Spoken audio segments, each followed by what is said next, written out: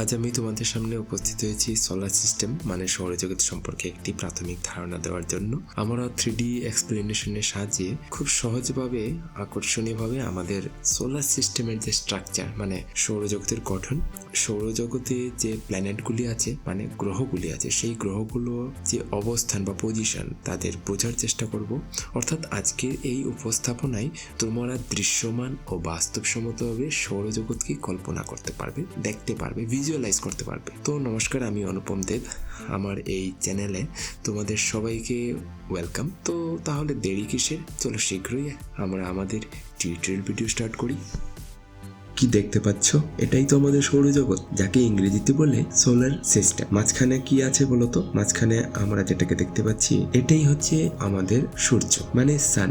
সূর্যের চারিদিকে যে এই যে গোলাকার জিনিসগুলো ঘুরে বেড়াচ্ছে, এইগুলো হচ্ছে আমাদের সোলার সিস্টেমের প্ল্যানেট, বাংলায় বলে গ্রহ। তো আমাদের সোলার সিস্টেমে মানে সৌরজগতে সূর্যের সাথে আরো 8টি প্ল্যানেট আছে, মানে 8টি গ্রহ আছে। তাহলে সূর্য কি? সূর্যটা হচ্ছে স্টার, বাংলায় বলি নক্ষত্র। নক্ষত্র হলো এমন এক মহাজাগতিক পিণ্ড যার নিজস্ব আলো এবং প্রচন্ড তাপ আছে। তার মানে সান নিজে থেকে হিট এবং লাইট প্রডিউস করতে পারে। তাহলে এবার বুঝবো প্ল্যানেট বা গ্রহ কি। তোমরা স্ক্রিনের দিকে ভালো করে তাকালে দেখবে যে সূর্যের চতুর্দিকে এই গোলকগুলো ঘুরে বেড়াচ্ছে, নিরন্তর ঘুরে বেড়াচ্ছে। এদের নিজস্ব কোনো আলো নেই, এরা সূর্যের আলোয় আলোকিত হয় এবং সূর্যকে কেন্দ্র করে ঘুরে। এদেরই আমরা বলি গ্রহ বা প্ল্যানেট। আমরা যে পৃথিবীতে বাস করি সেটিও একটি গ্রহ। আরেকটা জিনিস দেখো যে এই যে গ্রহগুলো, প্রতিটি গ্রহ কিন্তু এলোমেলো ভাবে ঘুরছে না, তারা প্রত্যেকে একটা নির্দিষ্ট অদৃশ্য পথে সূর্যকে প্রদক্ষিণ করছে। এই নির্দিষ্ট পথকেই বলা হয় অরবিট বা কক্ষপথ। তোমাদের বোঝানোর সুবিধার জন্য আমি কক্ষপথগুলোকে হোয়াইট কালার দিয়ে হাইলাইট করে রেখেছি। কি বুঝতে পারলে তো? আচ্ছা, এবার আমরা বুঝবো সূর্য থেকে গ্রহদের অবস্থা।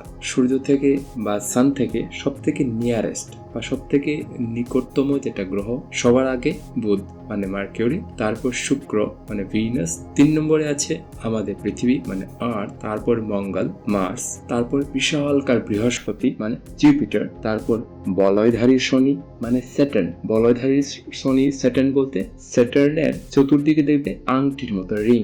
তারপর আছে হিমশীতল ইউরেনাস, যেখানে প্রচন্ড ঠান্ডা। আর সব থেকে শেষে নীল রঙের নেপচুন। বুঝা গেল? আচ্ছা, এরপর আমরা দেখব যে এই যে সূর্যকে কেন্দ্র করে গ্রহগুলো প্রদক্ষিণ করছে, কোন গ্রহের কতদিন লাগে। একটা গ্রহ সূর্যকে প্রদক্ষিণ করে আসতে কতদিন লাগে? তো প্রতিটি গ্রহের সূর্যকে ঘুরে আসতে আলাদা আলাদা সময় লাগে। প্রথমে দেখবো আমরা বুধ গ্রহ। বুধ গ্রহ সূর্যকে প্রদক্ষিণ করতে লাগে 88 ডেজ। আর আমাদের পৃথিবী 365 ডেজ মানে 365 দিনে সূর্যকে একবার প্রদক্ষিণ করে। বাকি ইনফরমেশনগুলো তোমাদের স্ক্রিনে দেওয়া আছে, তোমরা দেখতে পারো ততক্ষণ। আর শীঘ্রই আমি তোমাদের নেক্সট টপিক নিয়ে আসছি। ততক্ষণ পর্যন্ত তোমরা ভালো থেকো। Bye bye.